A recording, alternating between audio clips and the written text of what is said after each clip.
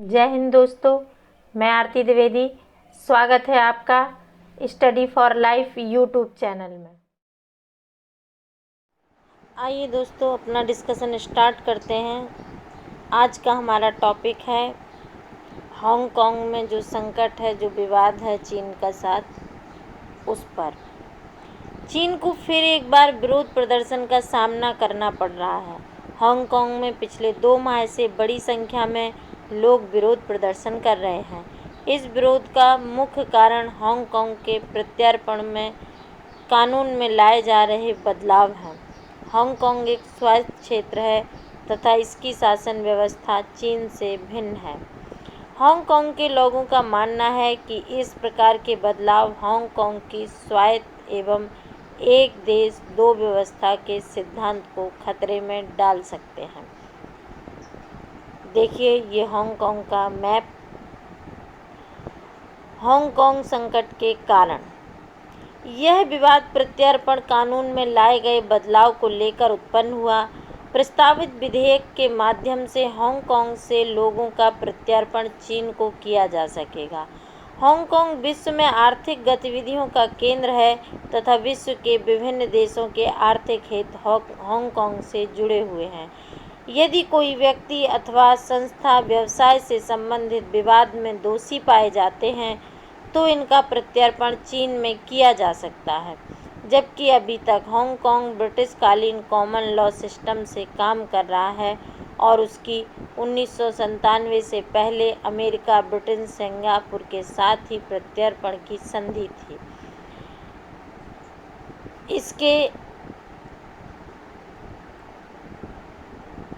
इस प्रत्यार्पण विधेयक से हांगकांग के लोगों में यह भय पनपने लगा है कि चीन इस कानून के जरिए किसी भी ऐसे लोगों को जो हांगकांग के राजनीतिक आंदोलन से जुड़े हैं नियंत्रित कर लेगा। इससे हांगकांग वासियों के राजनीतिक अधिकार समाप्त हो जाएंगे। हांगकांग की पृष्ठभूमि जानते हैं। हांगकांग लगभग 1 शताब्दी तक ब्रिटेन का उपनिवेश रहा था, जिसे एक लंबी वार्ता के द्वारा वर्ष 1997 में चीन को सौंप दिया गया। इसके साथ ही एक देश दो व्यवस्था की अवधारणा सामने आई। इस व्यवस्था के अनुसार हांगकांग को विशेष दर्जा दिया गया, अर्थात हांगकांग की शासन व्यवस्था चीन के मुख्य क्षेत्र से अलग होनी थी। चीन को रक्षा एवं विदेश संबंधी मामलों में अधिकार दिया गया, जबकि अन्य मामले हांगकांग को दिए गए तथा यह तय किया गया कि वर्ष 2047 में अर्थात चीन को हांगकांग सौंपे जाने के 50 वर्ष पश्चात इस व्यवस्था को पुनरीक्षित किया जाएगा।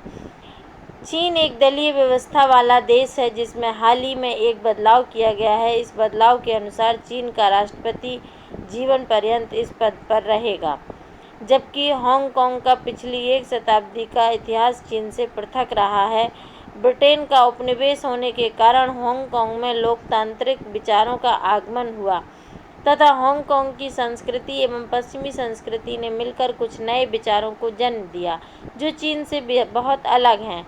हांगकांग पर चीन के आधिपत्य के अभी 20 वर्ष ही पूर्ण हुए हैं और चीन एक देश दो व्यवस्था के विचार को मिटा देना चाहता है। यद्यपि चीन के मुकाबले अब हांगकांग का आर्थिक महत्व सीमित हो गया है, लेकिन 1997 में हांगकांग जैसे छोटे प्रांत की जीडीपी चीन की जीडीपी से 27% थी, जो अब घटकर 3% के करीब रह गई है। चीन के मौजूदा राष्ट्रपति का विस्तारवादी रवैया एक देश दो व्यवस्था को नकार रहा है तथा हांगकांग के चीन में पूर्ण विलय के लिए किसी भी सीमा तक जाने के लिए तैयार है। चीन की स्थिति क्या है? मौजूदा समय में चीन आर्थिक मंच पर गंभीर समस्या का सामना कर रहा है। अमेरिका ने चीन के साथ व्यापार युद्ध छेड़ दिया है। इसके जवाब में चीन ने भी अमेरिकी सामानों पर शुल्क में वृद्धि कर दी गई है। परिणामतः चीन की अर्थव्यवस्था पिछले 27 वर्षों के न्यूनतम वृद्धि दर पर पहुंच चुकी है। आर्थिक क्षेत्र के अतिरिक्त हांगकांग में हो रहे विरोध प्रदर्शन ने भी चीन के समक्ष चुनौती प्रस्तुत की है। इस विरोध प्रदर्शन को विभिन्न पश्चिमी देश यथा अमेरिका, ब्रिटेन आदि तथा जापान का भी समर्थन प्राप्त है। 1989 के तियाननमेन आंदोलन के नृशंस दमन का कलंक है चीन के ऊपर, जिसको लेकर विश्व में चीन की आलोचना होती रही है। लेकिन 1989 की घटना चीन के सैनिक कार्रवाई की चेतावनी को मजबूत आधार प्रदान करती है, साथ ही हांगकांग के लोगों के मन में भय भी उत्पन्न करती है। यह भय हांगकांग में तेजी से बढ़ रही सैन्य बलों की संख्या से और भी तीव्र हुआ है। हांगकांग पर चीन के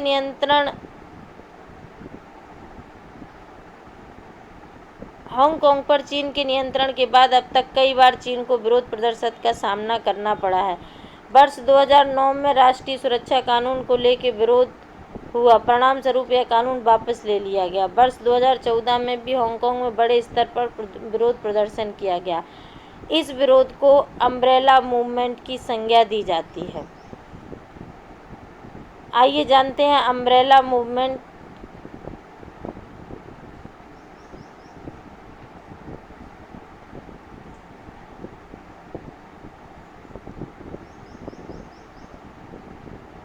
इसके परिणाम स्वरूप लाखों लोगों ने 2 महीने से भी अधिक समय तक विरोध प्रदर्शन किया। पुलिस कार्रवाई से बचने के लिए लोगों ने छाते का उपयोग किया। इसी कारण इसको अम्ब्रेला मूवमेंट के नाम से जाना जाता है। प्रदर्शनकारियों की मांग क्या थी? प्रत्यर्पण विधेयक के विरोध के पश्चात इस विधेयक को निलंबित कर दिया गया था, लेकिन प्रदर्शनकारियों की मांग है कि इस विधेयक को पूर्णतः समाप्त घोषित किया जाए।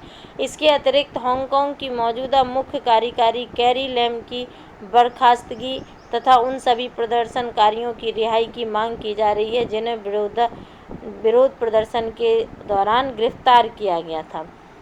चीन के प्रति इन लोगों का इसी तरह का विरोध प्रदर्शन चलता रहता है, क्योंकि चीन के लोग कहते हैं कि हांगकांग में भी जैसा चीन में स्थिति है वैसे ही हांगकांग में हो। लेकिन हांगकांग में क्या है कि वो लोग पूरी तरह चीन की तरह नहीं है। वहाँ वो चीन पे रक्षा मामले और विदेशी मामलों में डिपेंड ज़रूर हैं, पर वो स्वतंत्र रहना चाहते हैं।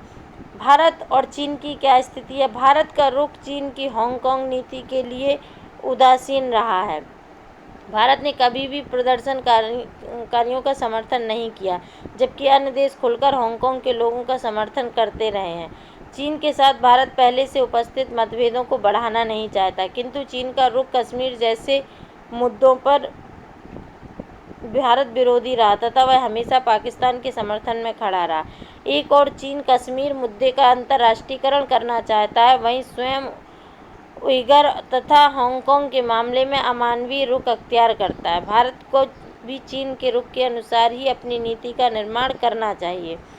यदि चीन कश्मीर के मुद्दे पर पाकिस्तान के साथ खड़ा होता है तो भारत को भी हांगकांग के खुलकर समर्थन करना चाहिए। क्या निष्कर्ष निकाल सकते हैं कि हांगकांग संकट सिर्फ चीन तक सीमित नहीं है, भारत के हित भी हांगकांग में निहित हैं। भारत का डायस्पोरा हांगकांग में आर्थिक रूप से महत्वपूर्ण स्थान रखता है। यदि हांगकांग संकट में वृद्धि होती है अथवा चीन प्रदर्शनकारियों का बलपूर्वक दमन करता है तो भारत के हितों को भी क्षति पहुंच सकती है। इसके अतिरिक्त हांगकांग मुद्दा भारत के लिए चीन से कश्मीर मुद्दे को संतुलित करने का भी एक जरिया बन सकता है। यही था इस टॉपिक में, तो आप इसकी PDF भी देख लीजिएगा। ये बहुत इम्पोर्टेंट टॉपिक है। आइए PT से रिलेटेड कुछ क्वेश्चंस। इलेक्ट्रॉनिक्स और IT मंत्रालय ने किस एप्लीकेशन पर भारत के मौसम विज्ञान विभाग सेवाओं को एकीकृत किया है? तो ये एप्लीकेशन है उमंग। इलेक्ट्रॉनिक्स और IT मंत्रालय ने हाल ही में उमंग ऐप पर भारत के मौसम विज्ञान विभाग की 7 सेवाओं को एकीकृत किया है। इसमें शामिल सेवाएं current weather, nowcast, city forecast, rainfall information, tourism forecast, warning and cyclone है। उमंग एक एकीकृत प्लेटफॉर्म पर ऑनलाइन सेवाएं देने के लिए भारत सरकार द्वारा 2017 में लॉन्च किया गया एक मोबाइल एप्लीकेशन है। हाल ही में सुर्खियों में रहा विशेष आहरण अधिकार किस अंतर्राष्ट्रीय संस्था से संबंधित है? तो ये है IMF से, अंतर्राष्ट्रीय मुद्रा कोष से। भारतीय रिजर्व बैंक के हालिया आंकड़ों के अनुसार 15 मई को समाप्त हुए सप्ताह में देश के विदेशी मुद्रा भंडार 1.73 बिलियन अमेरिकी डॉलर से बढ़कर 487.04 बिलियन अमेरिकी डॉलर हो गया। इस भंडार में वृद्धि विदेशी मुद्रा आस्तियों में वृद्धि के कारण हुई है।